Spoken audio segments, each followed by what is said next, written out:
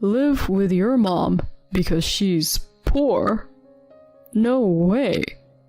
I'll go only after she's dead. As soon as I brought up the idea of living with my mom, my husband blurted out those words. I was so taken aback by his rejection that I couldn't say anything more. But 6 months later, I would throw those words right back at him. He would regret his refusal, his face pale with shock. My name is Eva. I'm 45 years old. I met my husband, Nathan, who's 2 years older than me, while working as a kitchen staff member at a hotel. At that time, he was front desk staff, but now he's a concierge. He was quite handsome, fluent in languages, and really cool. After we got married, our daughter Heather was born, and I quit my job. Once Heather started elementary school, I began working part-time in the deli section of a local supermarket. We always dreamed of owning a home, but remained stuck in a rental apartment as time passed. We could have afforded a house if we had really tried, but we were comfortable where we were and ended up staying there for many years. Nathan wasn't keen on buying a house either. Maybe it was because we both had the idea of eventually moving in with our parents.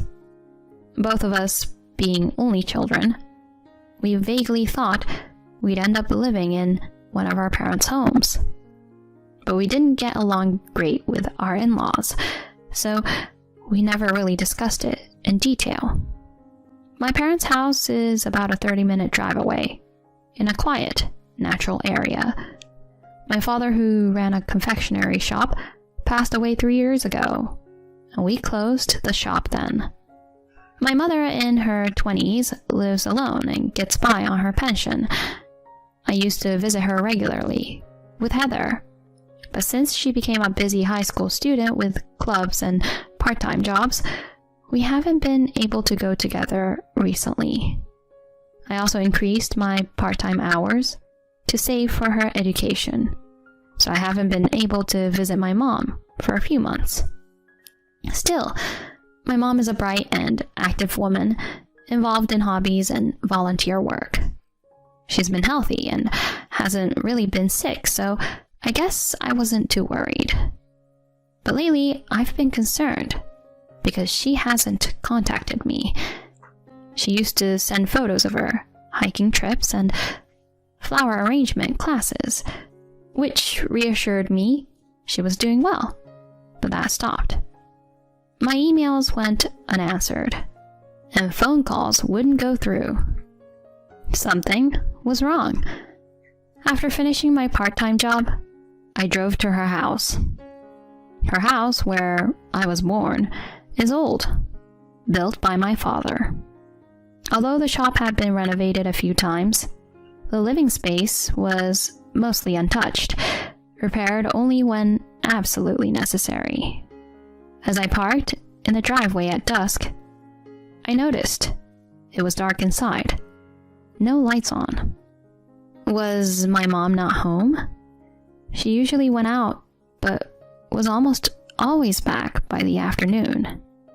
I pressed the doorbell, but there was no response. No sound of the chime inside. Maybe it was broken? Mom, I'm opening the door. I took out my key and opened the door. Entering the house, I was startled. Yikes! In the dim light, I saw a shadowy figure and involuntarily cried out. Startled by my voice, the figure turned around. Eva? Mom? As I approached the table where my mom was, I saw her holding a small sandwich in the dark. Mom, what's going on? Oh, sorry. I was just having my dinner. There was nothing else on the table. Just that one small sandwich. I mean, why are you sitting in the dark? I thought nobody was home. Oh, yes, right.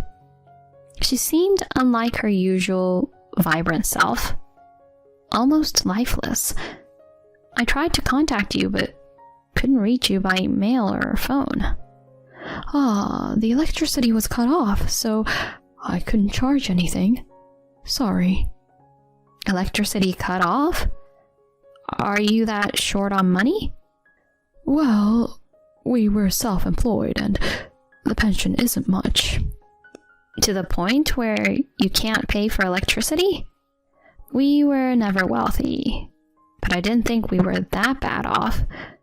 My parents paid for my vocational school and helped when I got married. They even spent generously on Heather. I felt ashamed for not knowing my mom's situation and for neglecting her. I took the bill from her and paid the electricity bill. I also bought food for the two of us. It would take a while for the power to come back, so I decided we'd have a dinner together. I called home, and Heather answered. I'm at Grandma's.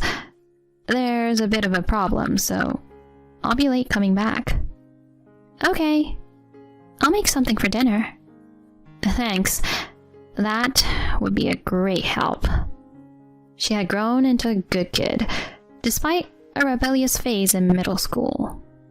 Is your dad back yet? No, not yet. He's been coming home late, a lot lately. Leaving the house matters to Heather, I sat down to dinner with my mom, lit by an emergency lantern. In the lantern light, she looked thin and pale, much older than before, although it might have just been the dim light. Mom, are you feeling okay? I've been a bit off lately. Maybe it's my age. She smiled weakly, but seemed to enjoy the meal. Sorry, it's just supermarket food. No, it's been a while since I've had a full meal. What? Why are you so short on money? I had some expenses. Expenses? Big expenses can come up just from living, especially in an old house like ours. Things break and need repair, and I assumed that was where her money was going. Mom, if you're struggling with money, why don't we live together? I just said it naturally. Living apart, I can't keep an eye on her, but if we live together, we can share meals, and I can help with any repairs that are needed. But she said, It's okay. My fixed deposit will mature soon. I'll manage somehow. Besides, what would Nathan say? Indeed, I couldn't imagine my husband agreeing to it. He would definitely balk at spending even a penny on the repairs of an old house. Simply put, he's stingy. Extremely so. He also didn't get along with my father. Dad had a craftsman spirit and high pride, so they often clashed. That's why he hardly ever visited my parents' home. He'd probably hate the idea of living with my mom now. Still, I couldn't leave her alone in this state, so I decided to bring it up with him. But... Live with your mom? Because she's poor? No way. I'll go only after she's dead. I expected him to oppose living together. But to say something like that? If this goes on, she really might die. Well, I'll consider going then. What? I never thought he could be so cold. And when I told him I paid my mom's electricity bill, he got furious. You paid her electricity bill? Why should we have to pay for that? He's extremely particular about money, probably influenced by the way he was raised. His parents would spend on themselves, but never for others. They seemed to be living beyond their means, just for show. Nathan had the same tendencies. If I had realized this earlier, I might have reconsidered marrying him. I didn't see it before we married. I remember, he was always well dressed, but he never treated me to a meal during our dates. And the gifts he gave for birthdays or Christmas were something a kid could afford with their allowance. It's not that these things are bad, but it always left me feeling uneasy. So it's typical of him to get angry about paying for my mother's electricity bill. But how can I just leave my struggling mom alone? Why do we have to take care of her? What? Are you telling me I can't help my own mother? I owe her for raising me, and we should do some filial duties, right? She didn't raise me. Are you being serious? My parents helped us when we got married and when Heather was born. Have you forgotten their kindness? Your parents never helped us. I never asked for their help. If they couldn't afford it, they shouldn't have done it. It's their own fault if they can't manage their finances. You actually think that way about my parents? Anyway, it's got nothing to do with me. There's no use arguing with someone like him. Even though I knew it was futile, my frustration didn't go away. As always, my daughter was the one who could lift my spirits. She had been difficult during her teenage years, but now she's a great person to talk to. Mom, I feel bad for Grandma. She must have overheard my conversation with Nathan. When he left the living room, she came in and said, "Use my part-time money. Let's help her." I hugged her without thinking. "Thanks, sweetie, but it's okay. I have some savings, so we'll manage." You have savings? Otherwise, your dad would spend it all.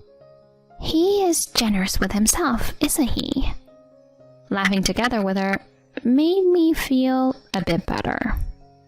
Plus, Grandma said her deposit is maturing soon.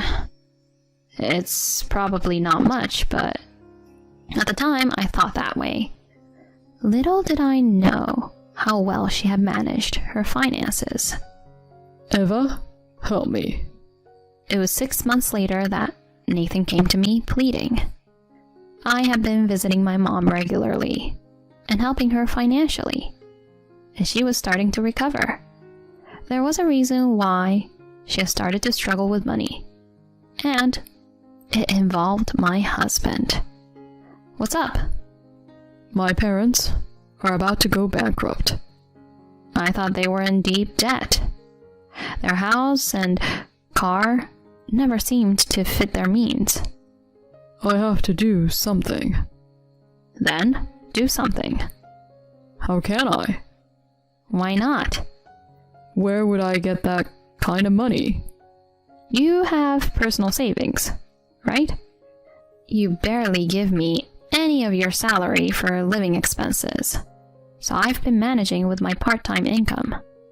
You're saving the rest, aren't you? Well, it's just... Please, help me. You want our family to shoulder your parents' debts? Remember how angry you got when I paid my mom's electricity bill? I was wrong about that. Please, I'm begging you. Let's live with my parents. What? I'll just return your words to you. Huh? I'm just giving you back the words you said to me. What? Did I say something? What? You don't remember? I haven't forgotten a single word. So, what did I... Live with your mom because she's poor? No way. I'll go only after she's dead. What? That's what you said. Well, Do you remember now? No, ugh. You said it was her fault that she couldn't manage her finances.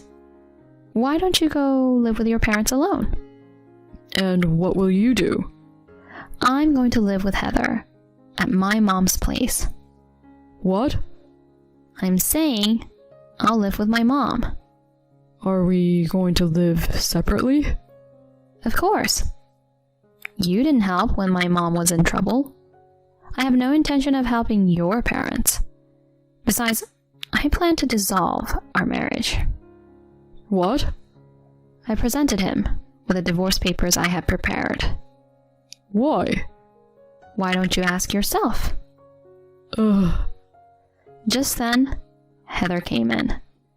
Dad, this came for you. He turned pale as he saw the envelope in her hand and tried to snatch it back. She deftly dodged his attempt, and he stumbled and fell. Ouch. Did you read this? I took the envelope from her and pulled out the documents inside. Sorry, but I opened it. This is a notice from the credit company about your loan, right? What did you need to borrow money for so badly? It was necessary. Necessary for what? Let me guess. You gambled it all away, didn't you? How did you... Heather saw you entering a casino several times on her way back from her part-time job. What? Not just that.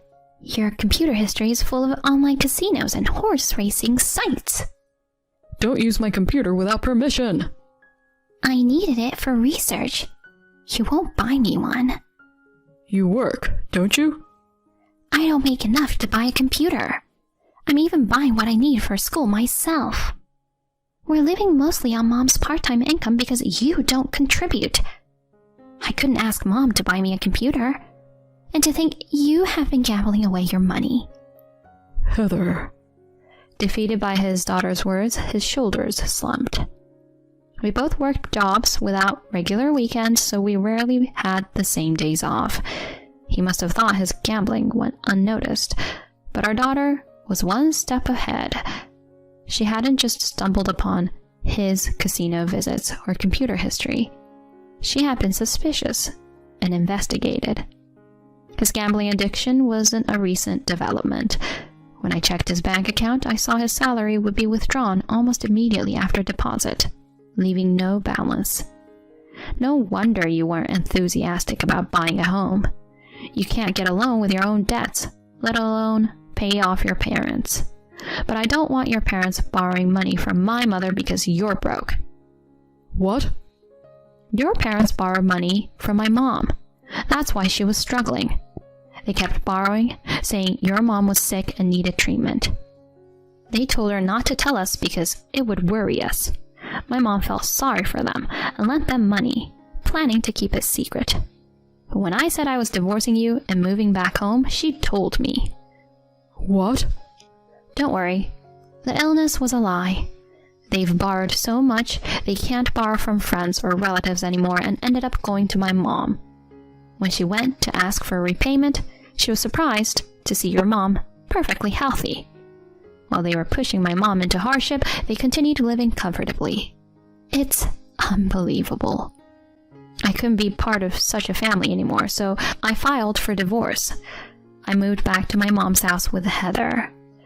Nathan eventually moved out of our apartment and went back to his parents, taking up extra jobs alongside his main work to pay off his debts. After living beyond their means for so long, they must be struggling with a simpler lifestyle. As for my mother's fixed deposit, it matured. I was surprised at how much she had saved. Mom, you managed the money so well. I knew the pension wouldn't be enough and I didn't want to be a burden. I saved desperately. I thought Dad would be able to work longer, so that was a miscalculation. No, you did great. Thank you. We should be okay for a while. This money is yours to use freely. She handed me the passbook. I can't take advantage of my mom, but may I borrow some? I had made a decision. When I moved back home, I quit my job. But life goes on, and there are expenses, especially with Heather's education. I decided to renovate my dad's confectionery shop. I have a cooking license, and I used my experience from working in the supermarket deli to open a delicatessen. Initially, only a few locals and regulars of my dad's shop came, but gradually more customers came. The business did well, and it got busier. My mom and daughter helped sometimes. My mom fit right in as if it had always been her shop, which in a way it was. She enjoyed working, reminiscent of the past. I never thought I would take over my dad's shop. I can't make sweets like him, but I plan to offer deli items and sweets. It's nice to have a delicatessen like that, isn't it? Starting today, I'm living with my mom and dad. Get out, you freeloading housewife. After 5 years of marriage, my husband abruptly declared it over. Not only did he insult me, but he also tried to sell our precious home without my consent. I couldn't possibly forgive him. As I watched his back, I made up my mind. I will definitely get my revenge. My name is Sherry. I'm 36 years old. I married Ken 5 years ago. In the beginning, he asked me to be a stay-at-home wife. So, I quit my job when we got married. A few years ago, my parents passed away. And now, we live in the house I inherited from them. When my parents died in an accident, he was always there to encourage me. Sherry, please, don't cry anymore. It's going to be okay. But my mom and dad suddenly... I know, honey. But if you keep crying, your parents in heaven will be worried too. But... It's all right. I'll always be by your side. Thanks to his kindness, I've managed to recover and face my parents' death. I was so grateful to be married to him. But then, an event that threatened our peaceful marriage life suddenly happened. One day, while I was out shopping for dinner, I saw my husband, who was supposed to be at work in the city. He was too far to call out to, but I was sure it was him by his clothes. He entered a real estate office with a big smile and came out looking very pleased. He had left for work as usual this morning. So, why was he here? There was no talk of moving, and he had no reason to be at a real estate office. I was so curious about his behavior that I decided to go into the real estate office after he left. I explained to the agent that I was his wife and asked what business he had there.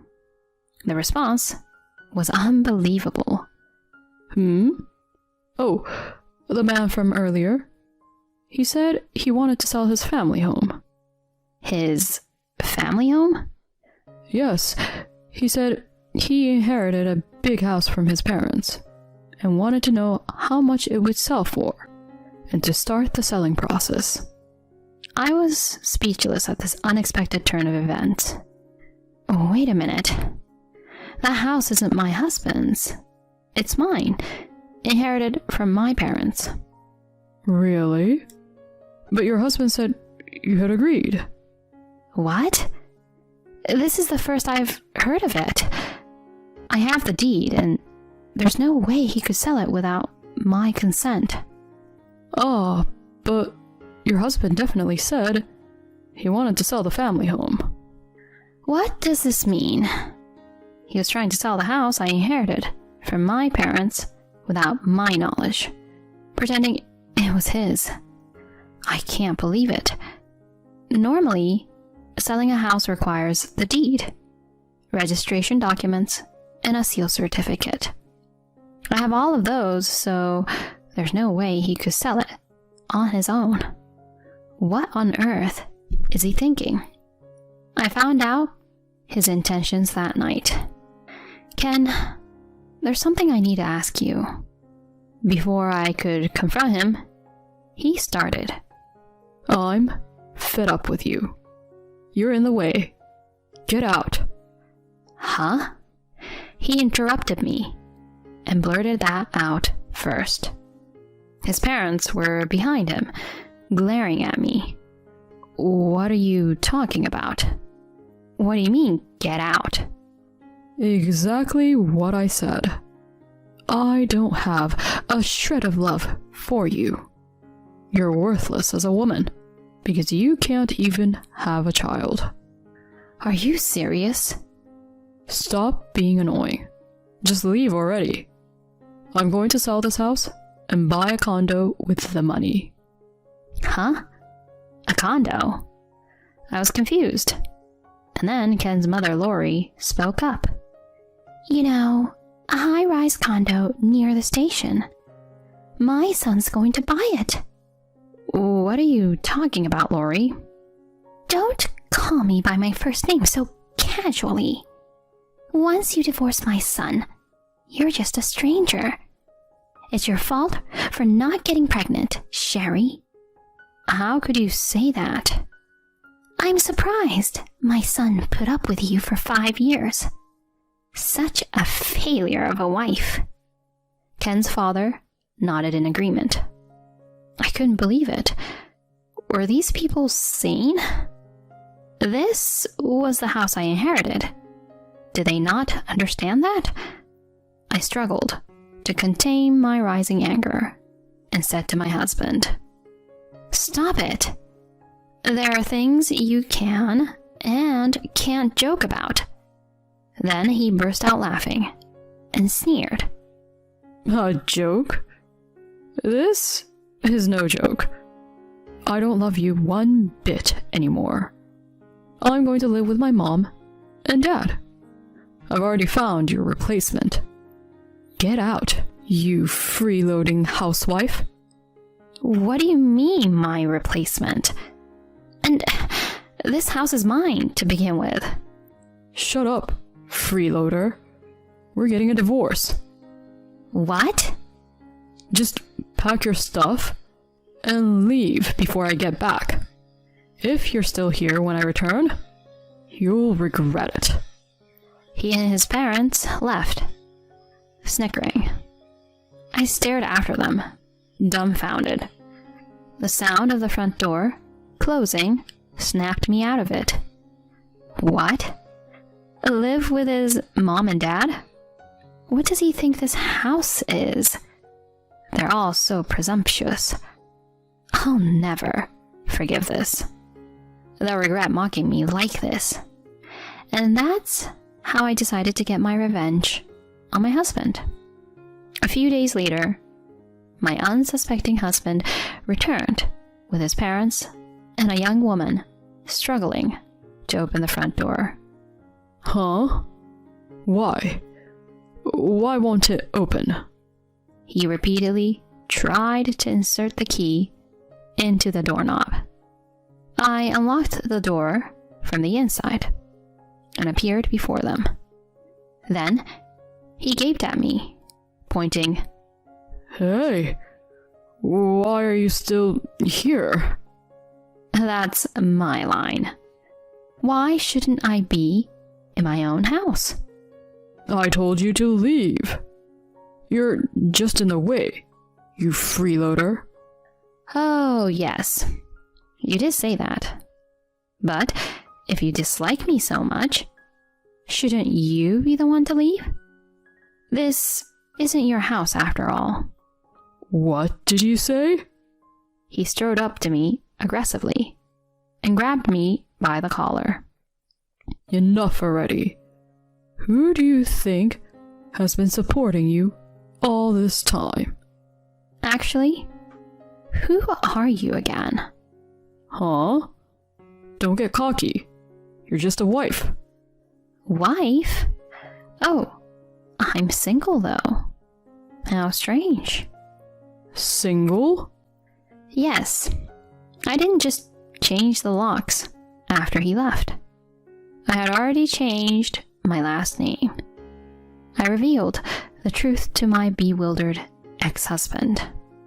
After you left with your parents that day, I filed for divorce at the city hall. Divorce? I didn't hear about this. Did I need to tell you? When you left, you were all like, "We're getting a divorce," and made a big scene. But I never signed any divorce papers. Oh? Don't you remember when you shoved the signed divorce papers at me? Huh? He seemed to have no recollection, but he indeed had handed me signed divorce papers months ago. Back then, we argued about living with his parents. I had clearly said no to living with them when we got married. I told you, when we got married, I didn't plan on living with them. And you agreed. I changed my mind. With such a big house, why can't my mom and dad live here too? They want to live here. That's not your call. Anyway, I have no intention of living with your parents. Oh yeah? Then we're getting a divorce. Huh? Look, I even have the divorce papers signed. My parents told me to divorce a woman who can't respect her in-laws. What's that supposed to mean? Don't talk about divorce so lightly. Well, you're right. A housewife like you wouldn't have the guts to divorce, right? You were the one who asked me to be a housewife when we got married. Shut up. See, this is what I mean. After a big fight, he shoved the signed divorce papers at me. I didn't file them at that time, but I kept them as a contingency. He had completely forgotten about the divorce papers until I mentioned them. His parents were also dumbfounded by the fact that the papers had already been filed. Amidst all this, one person was clueless. The young woman my ex-husband brought with his parents. Ken, what's going on? She was probably his mistress. She clung to his sleeve in a flirtatious manner. But in the end, you were going to divorce her, right? It's fine since you can marry me. Lisa? Well, that's true. If I can marry you, then... And even if you can't sell this house because of that lady, you have enough money to buy a luxury high-rise condo, right? Huh? I've already bragged to my friends that I snagged a rich husband and will live in a luxury condo near the station. Oh, that's... My ex-husband, confused, asked her. Wait a minute. By rich husband, do you mean me? Who else? You work at the famous S Holdings, right? That's a high income if I ever heard one. No, but you're a doctor. She made a dumbfounded face. Doctor? Who? You. You work at a hospital, remember? I do work at a hospital, but just as a receptionist, and it's only part-time. Part-time? I'm quitting my job because I'm getting married. I told everyone at work that my husband works at S Holdings, and they were so envious. What? I couldn't help but burst into laughter at their conversation. Oh, stop. Don't make me laugh anymore, please.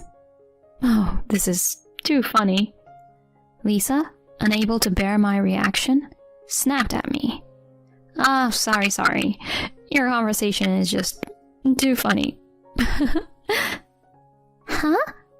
How rude. Speaking out of turn for a divorced woman? But the idea of this man working at S Holdings is ridiculous. Huh? Confused, she muttered. What do you mean? I patiently explained the reality to her. Just so you know, your beloved works at a mere small to medium-sized business that you can find anywhere. How could he afford such a house on a single income? It's impossible. You're joking, right? Were you deceiving me? She glared at him, confronting him. Ken, in turn, retorted. You were deceiving me too, weren't you? You even sent me photos of you in a lab coat, looking all doctor-like. That was just cosplay. You said you liked that kind of thing. What? You've been tricking me. You're terrible. That's my line. Talking about high salaries, saying I'll buy you a condo and all that nonsense. You're garbage. It seems they both misunderstood each other's professions and intended to mooch off each other. Once they realized the truth, a huge fight broke out. The in-laws were dumbfounded too, having believed their new daughter-in-law was a doctor. Enough! I was a fool to be deceived by a man like you. Goodbye. As Lisa tried to leave, I stopped her. Wait a minute. What now? Take back your man. I don't want him. It's not about that. I've already looked into your case. I'll be seeking alimony from you too. Huh? Why should I pay? Why? It's obvious. You were involved with my ex-husband while we were still married. If you're going to claim that, show me the evidence. Evidence? I have plenty. After Ken left, I checked his computer. I found a folder full of evidence of your affair, including cozy photos of you two. No, wait, really? You went that far? Lucky for me, the idiot kept those memories. Thanks to him, I can properly demand alimony from both of you. No! She turned pale and began to shake, collapsing on the spot. Lori, the mother-in-law, interjected, trying to calm things down. Everyone, let's calm down. Let's go inside the house and talk. Go inside? What are you talking about? We're divorced. You can't just enter the house. Sherry, this is an emergency. I don't care. This is all because of your irresponsible son. Do you want to escalate things further? Well, that's... Anyway, don't come near here again. If you try to enter by force, I'll call the police for trespassing. The mention of police seemed to have an impact. They left without entering the house, looking dejected. Later, I formally demanded alimony for my ex-husband and his mistress. I thought it was over until my ex-husband called. Sherry, I was wrong. Please, help me. Help you? What are you talking about now? I have no money. I need to take out a loan to pay the alimony. Apparently, he had been splurging on his mistress, believing he could recoup the money from Dr. Lisa. They had a falling out. Now he was broke, struggling to pay alimony, let alone live. But I had no sympathy for him. It's unbelievable I even married that jerk. I told him off. I don't care about your problems. You understand? This is all because you cheated and tried to sell my house. I know. I'm sorry about that. Now I know. You're the only one for me, Sherry. So please, come back to me. What? Apologies won't fix this. Do you realize how much you hurt me? I want nothing to do with someone as awful as you. Pay the alimony, even if you have to take a loan, you scum. And never show up before me again. he shrieked over the phone and hung up. Since then, I've had no contact with him. To pay the alimony, he now works multiple jobs, day and night. Even his retired parents had to work to help with his debts. It's nothing but poetic justice. Meanwhile, I did some job hunting and found a job. While my salary isn't especially high and I live a very ordinary life, my days are peaceful and incredibly fulfilling. I've realized I can be perfectly happy on my own. There's nothing to fear anymore. I'm grateful for my peaceful days and look forward to the future. Whoa, she's incredibly cute. We just heard my best friend had her baby, so my husband and I headed to the maternity ward. The newborn was so tiny.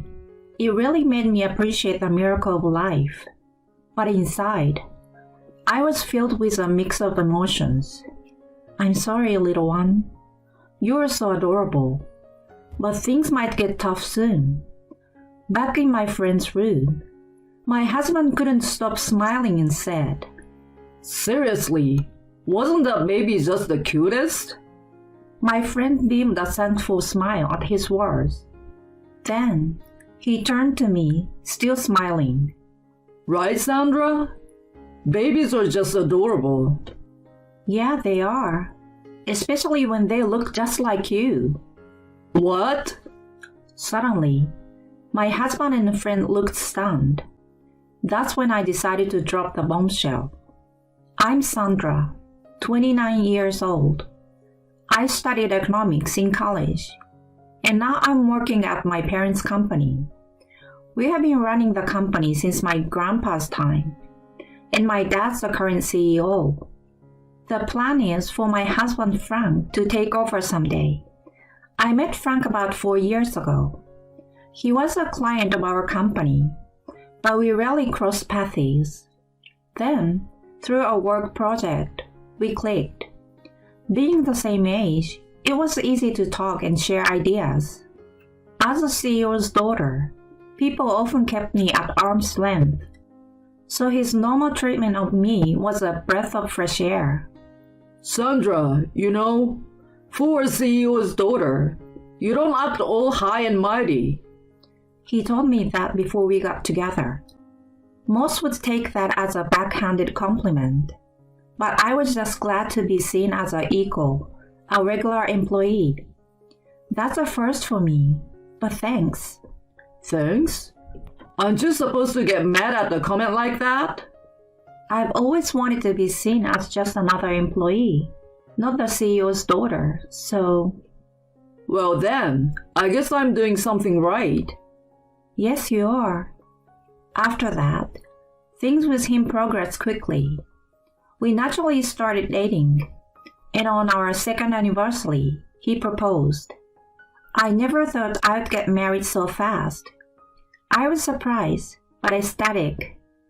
I immediately told my best friend Lisa. Lisa, this is crazy. What do I do? I just got proposed to. Seriously? That's amazing. I still can't believe it. Am I really good enough? Stop it. He proposed because he loves you. Duh. Lisa and I go way back to middle school. She never treated me differently, even knowing my parents are CEOs. She's always been straightforward with me, not weird or overly friendly because of my family's status. I told her first about dating Frank. We've all hung out a few times since, and she's always liked him. It's great to see your close ones get along. She was genuinely happy about my engagement. It's been 2 years since our wedding. We don't have kids yet, mainly because we are not intimate much. Frank's company seems really busy, and he often works late. My job is more laid back, so I'm usually home by dinner time. After I get back, it was basically my job to prepare dinner. I was making dinner one night when Frank called. He sounded sorry as he said, Sorry, Sandra. I'll be late again. I don't need dinner tonight. But I've already started cooking. I'm really sorry, but you know how it is. I can't leave the office. Why not just eat when you get home? No, I will grab something with the team. Gotta treat them as their boss. And I need to work hard now to be ready to take over your dad's company. I get that, but Anyway, that's the deal. Don't wait up for me. he hung up before I could say anything else. With the dial tone ringing, my frustration mounted. What's with that attitude? He could have told me earlier about dinner.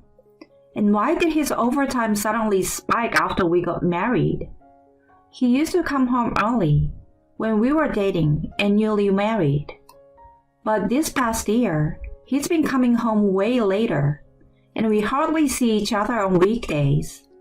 I want kids soon, but that's not even a thought for him right now. On weekends, he just sleeps or goes out by himself. We barely have any couple time, and my unhappiness just keeps piling up. Then one day, Lisa reached out, and we planned to catch up. Waiting at our usual cafe, she showed up a little late. Sorry I'm late. Things were chaotic at home. No worries. I've been dying to talk to you. What's up? Something good? The opposite. Frank and I just ain't clicking lately. Really? It's not like you to talk that way about him. I had never badmouthed him before, but now I just can't help but vent about his attitude. It's sad that even meeting up with my best friend is overshadowed by this. So I quickly shifted the focus to her. How have you been? You called me out of the blue, so I thought maybe something was up. Actually, yeah, there's something I've been wanting to tell you. What is it? Don't tell me you got a boyfriend? Well, actually, I'm pregnant. What? My mind was racing. Her news had completely thrown me for a loop. What do you mean? You don't even have a boyfriend, and now you're pregnant? But looking closer, I could see her belly was indeed showing. Seeming to guess my thoughts, she quickly smiled and started explaining. Sorry for the shock. I'm 30 weeks along now. What? You're in your third trimester already? Who's the father? About the father. Well, we're not planning to get married. What do you mean? You know who the father is, right? Yeah, but it's complicated. We're not getting married, but he's agreed to pay child support, so it's okay. If that's what you want. I didn't want to butt in, but raising a child alone, even with child support, isn't easy. If she knows who the father is, and they care for each other, wouldn't it be better to be together? I couldn't help but think that. But she must have thought this through. If she decided to raise a child alone, I would support her. Criticizing her or giving unsolicited advice now would only make her anxious. Confident in my decision, I smiled and took her hand. Lisa, you've made up your mind, right? Yeah. Sorry for worrying you. Don't worry about me. I'm just concerned about you. Let me know if there's anything I can do, okay? Thank you, Sandra. I'm sorry. Stop apologizing, really. Despite her pregnancy, she seems somewhat downcast. I've never been pregnant, but maybe it's not all happiness. As her best friend, I would do anything to support her. That night, I decided to tell my husband about her pregnancy when he got home. He finally came back after 11 p.m., and I immediately brought it up. Hey Frank, Lisa is pregnant. Really? That's news. Is that all you have to say? She's pregnant. Well, congratulations to her. She's going to be a mom. Thing is, she's decided not to marry the guy. Seems like there is some situation. I see. Well, people have their reasons. Maybe it's best not to pry too much. I felt a strange unease. Usually, he would listen attentively when I talked about her. But today was different. Instead of showing interest in such big news, he seemed almost avoidant. They were close, so why was he acting so distant? I thought he'd be more surprised or happy. The next day, he left early, and I had the day off with nothing planned. So I decided to start looking for a baby shower gift for Lisa. Just then, my phone died, so I turned on my husband's laptop he usually uses. Several tabs were open from sleep mode. Without thinking much, I started checking the open tabs. One of them was his email folder. He uses email on his laptop? I thought, scrolling through. Then, a familiar name caught my eye. What? I muttered, seeing Lisa's name in the email folder. With a sinking feeling, I opened the email.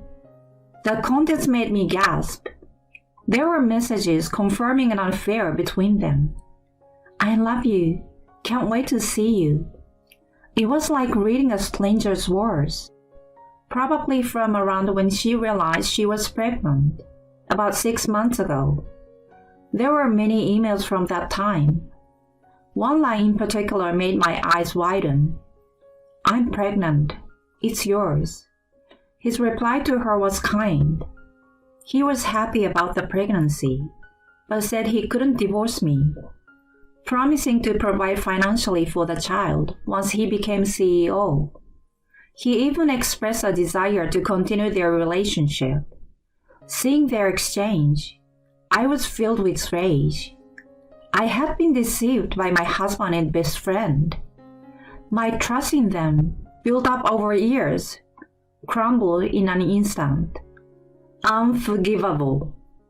How could they have an affair behind my back? How did they think I felt hearing about her pregnancy? I knew she was in a tough situation, but I was genuinely happy for her.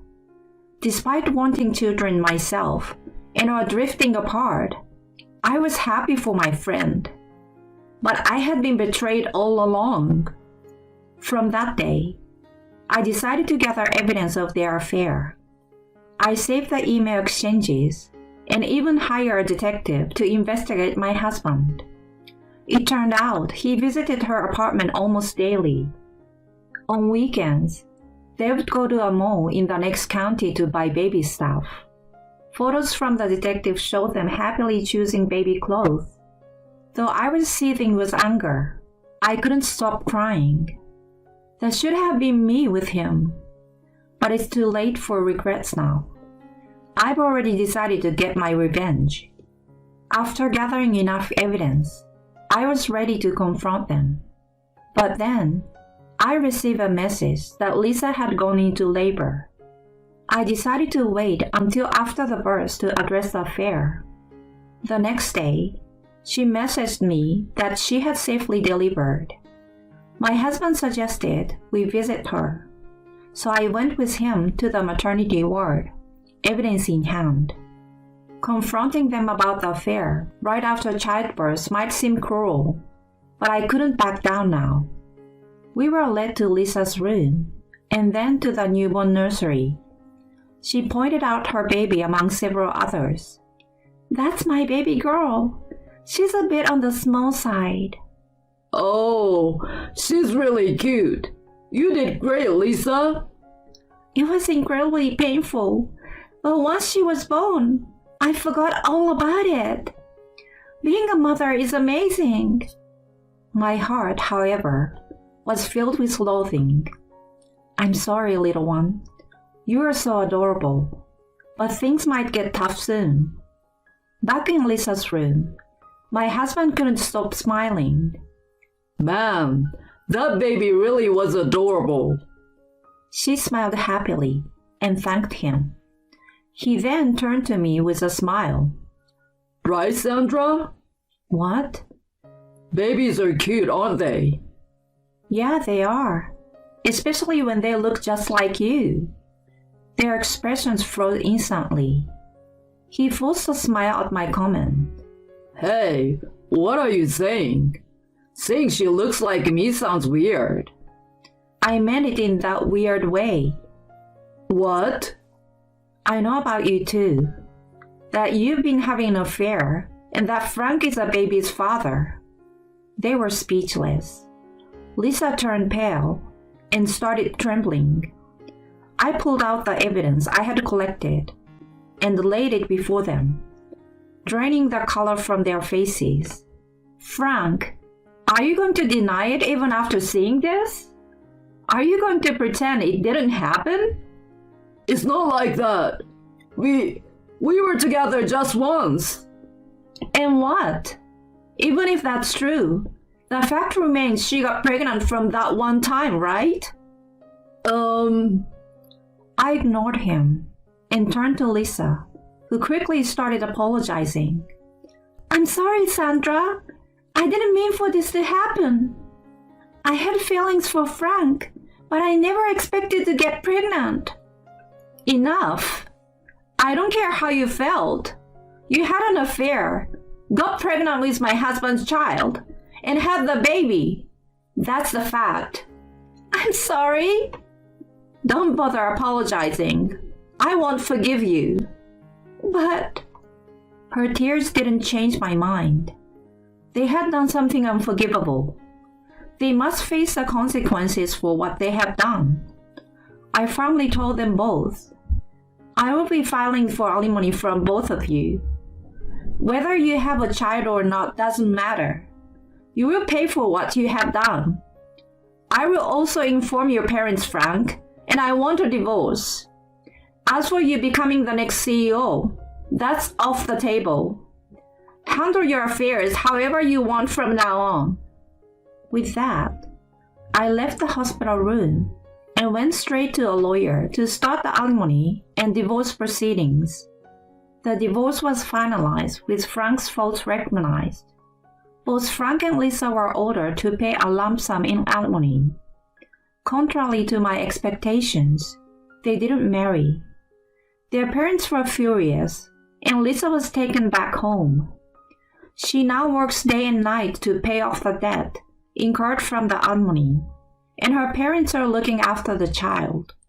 Frank had been neglecting his work at the company. Assuming he'd soon resign and became isolated within the company, there is no prospect of promotion for him now, and he's viewed unfavorably by his colleagues. They haven't met since the incident. It's a fitting consequence for their actions. I feel nothing but schadenfreude.